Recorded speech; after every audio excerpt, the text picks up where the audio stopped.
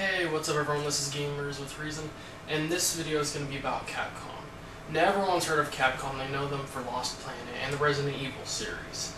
And in case you probably heard by now, but their last game, Resident Evil Raccoon City, turned out to be quite crappy. The game wasn't what people expected it to be. I guess you could say if you looked at the trailer and then you actually played the game, it's different than what you would have expected it to be, and it just was overall a little bit misleading, and the game was a little bit too short and just really different and just wasn't as good as what people expected from them, you know.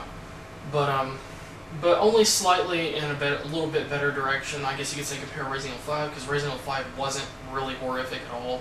You know, it wasn't much of a horror game really, but it was a big upgrade, you know, from Resident Evil 4 as far as graphics, gameplay, sensitivity, yeah, just all of it, you know what I mean? Just everything got upgraded a little bit. So, anyways, in case you haven't heard, Capcom pretty much came out and kind of said that that the horror game market is very small. There's almost no competition, and there's not very much room. And let's just say after looking at comparing themselves to Call of Duty, which is really stupid, comparing themselves to Call of Duty and noticing how much money that they've been making off the Call of Duty series, you know, like Call of Duty 4 Modern Warfare or Modern Warfare 2 made like $400 million within the first week, and that's a lot of money. That's about $500 million. It's a lot of money.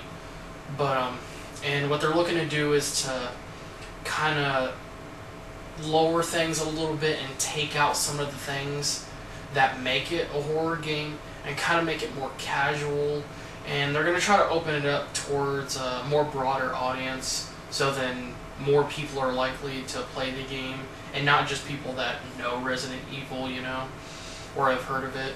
And I personally think this is kind of a step in the wrong direction. It's just really just not right. And this is one of the biggest mistakes that a lot of game design companies have been making within this generation, is comparing themselves to other companies.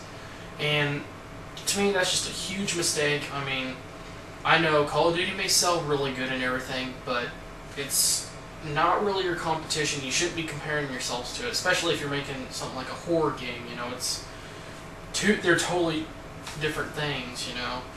And when companies start doing that, usually involves their games, like each title having dramatic changes throughout the game, you know.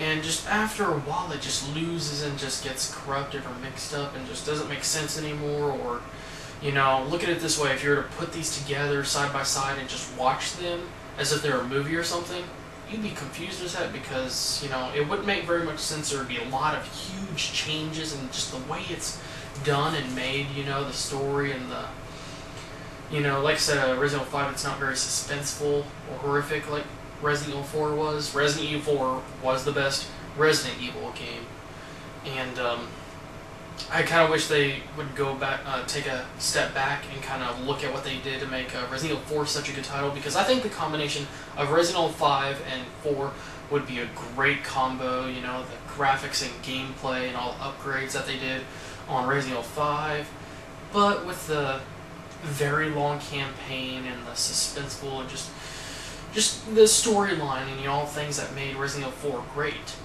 And I really hate when companies do stuff like this, comparing themselves to other companies, because when they do that kind of stuff, it really ruins their games, you know, because they end up just changing it way too much, and it kind of turns into crap, and